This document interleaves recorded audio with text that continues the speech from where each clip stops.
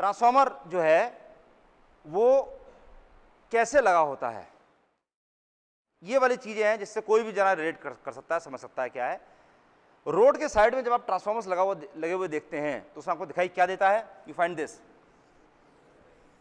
ये टैंक है, जो टैंक या तो ऊपर माउंटेड है, पोल के ऊपर माउंट कर रखा है, या जमीन पर कहीं भी जहां भी फिट कर रखा है। इसमें से ऐसी ट्यूब्स इसके अंदर बाहर आ रही होती हैं, 2-3 ट्यूब्स इस तरफ होती है, 2-3 ट्यूब्स इस तरफ होती हैं।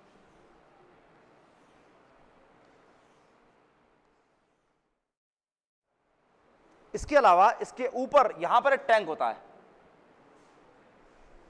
ऐसा टैंक होता है, इस तरह टैंक उसके अंदर होता है और वो यहां पर इस तरह से कनेक्टेड रहता है। और इसके अंदर कई बार एक छोटी सी रिले लगी होती है। तो देखिए ये बेसिकली क्या, और इसके ऊपर लगी होती है बुशिंग्स, ये बुशिंग्स लगी होती है और इसके अंदर सारे कनेक्शंस हो रहे हैं। तो पॉइंट ये है कि ट्रांसफार्मर, ये कैसे ट्रांसफार्मर है, ट्रांसफार्मर जो है वो यहां रखा हुआ है, ये रहा ट्रांसफार्मर, और ये कनेक्शंस हैं।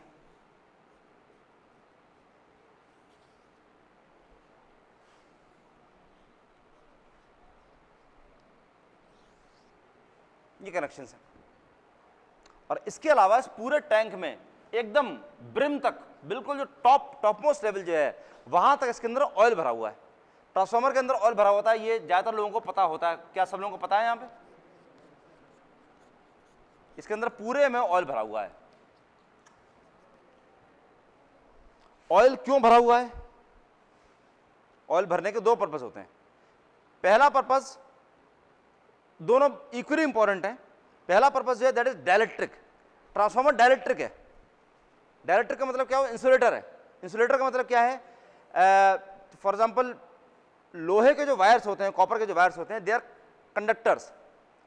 कंडक्टर्स का मतलब ये हो गया कि उसमें अगर करंट उसमें आ जाएगी तो, और आपने तार अगर छू लिया तो आपको झटका लग जाएगा।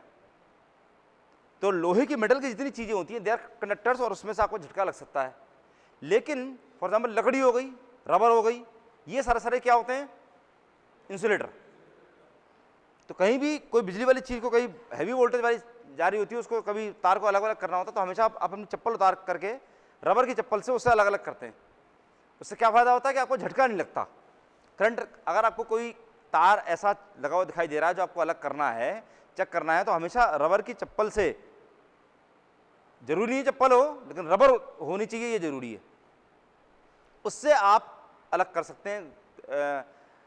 घर में हमारा एक स्विच है जो बाहर आंगन में लगा हुआ है, उसमें पानी जब भी बरसता है तो उसमें अर्थिंग करंट उसके अंदर स्टार्ट हो जाती है, तो उसकी वजह से स्विच के अंदर झटका, बिजली का झटका लगता है। जब भी आप ऑन करेंगे ऑफ करेंगे झटका लगता है उसके अंदर। तो उसको यूज करने के लिए हमेशा चप्पल से ऑन ऑफ करते हैं। This is a very practical thing. हमेशा जब भी आपको कहीं भी झटका लगने का खतरा है कि बिजली का झटका लग सकता है, वहां पर हमेशा ऑलवेज यूज रबर आइटम्स। किताबों के अंदर हमेशा रबर ग्लव्स लिखा होता है, लेकिन nobody carries rubber gloves with them. हर समय जेब के अंदर रबर ग्लव डाल के चले जा रहे हैं, कोई नहीं करता ऐसा। है किसी के पास जेब में रबर ग्लव इस टाइम? तो इसलिए कोई भी रबर की चीज उठा करके, या लकड़ी से, किसी लकड़ी की चीज से, क्योंकि ये इंसुलेटर्स होते हैं। तो यहां पर इस तेल का पर्पस क्या है? इस ऑयल का पर्पस इज द इंसुलेशन। कि ट्रांसफार्मर जो है, ट्रांसफार्मर के अंदर जितना भी ये वाइंडिंग्स वगैरह हो रखी है, ये पूरी बॉडी से इंसुलेट हो जाए, क्योंकि बॉडी खुले में रखी हुई है। कोई भी चलता हुआ आदमी कोई बॉडी को टच कर सकता है और बिजली का करंट उसको शॉक लग सकता है। तो इंसुलेट करने के लिए ये वाली चीज कर रखी है इसमें, with proper base and all, wooden base and all. ठीक है, तो पहला पर्पस इसका ये। और दूसरा क्या है? Cooling. Cooling is an important point. Transformer जब बनाए जाते हैं तो ये सोच के बनाए जाते हैं कि एक बार आपने ट्रांसफार्मर बना करके अगर इंस्टॉल कर दिए तो वो हमेशा रन करते रहेंगे, कभी भी खराब नहीं होंगे। मतलब खराब हो गए तो बात दूसरी है, नहीं तो कभी भी उनको स्विच ऑफ नहीं करा जाएगा, हमेशा ऑन रहेंगे। अब ऐसे में अगर आपको कूलिंग करनी है, तो कूलिंग करने के लिए अगर आपने इसके अंदर कोई फैन लगा दिया, ये जैसे कारों के अंदर जैसे वो होता है रेडिएटर, इस तरह का कुछ असेंबली वगैरह लगाई, तो दैट बी वेरी एक्सपेंसिव, क्योंकि उसको 24 घंटे रन करना होगा। That is a big problem. तो आप करते क्या है कि आपने ये सिस्टम बना रखा है कूलिंग फिन्स का। देखो, ट्रांसफार्मर की वाइंडिंग्स, इसके अंदर किस तरह के लॉस होते हैं? Copper loss. कॉपर लॉस होने की वजह से क्या एनर्जी जो होती है किस फॉर्म में मिलती है आपको? हीट के तरीके से। बल्ब जो होता है, फॉर एग्जांपल बल्ब को कभी जलने के बाद में अगर जब ऑन हो गया उसके बाद अगर आप छुए तो गर्म लगता है, क्यों? क्योंकि उसके अंदर कॉपर लॉस हो रहे हैं।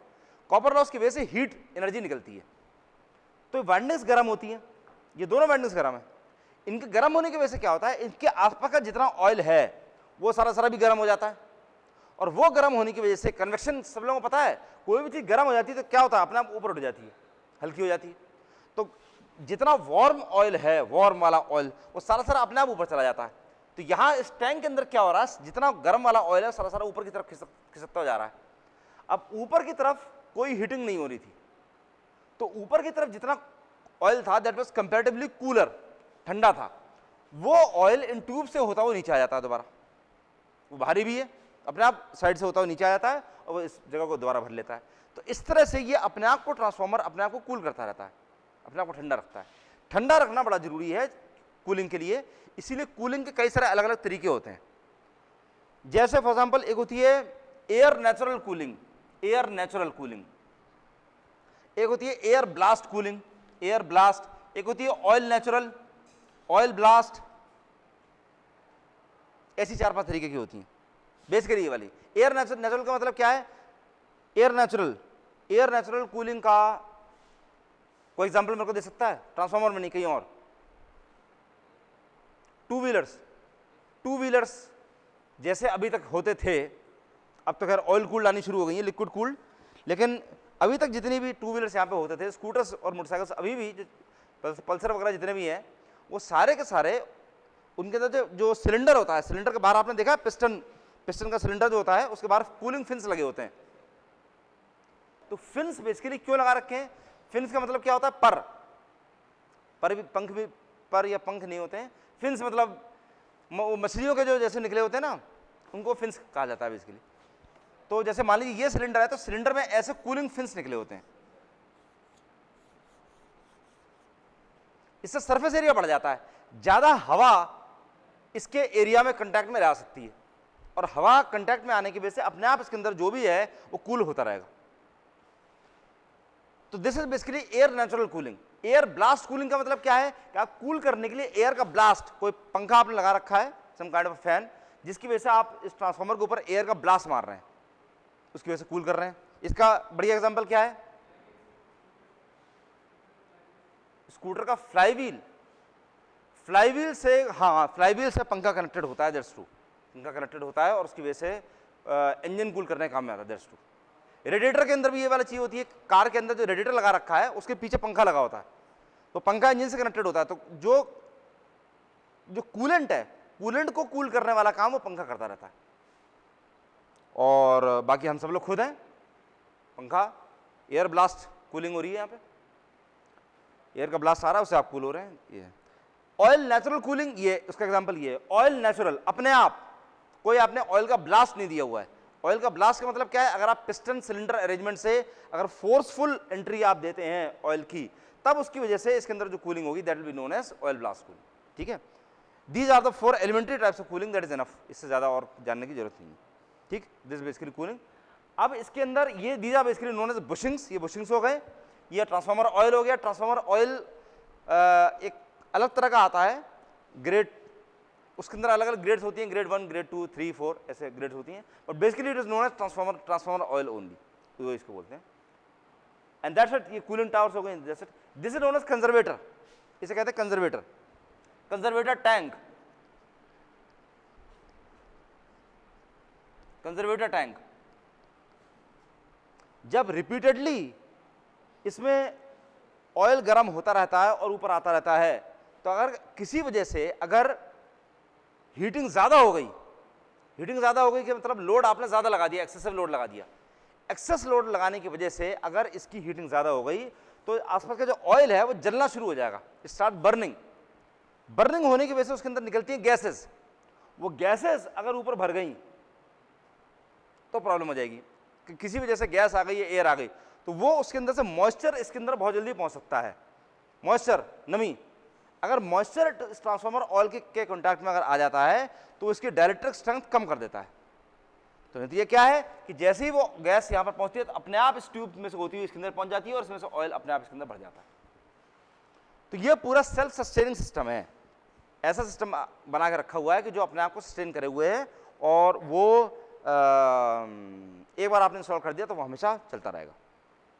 ठीक।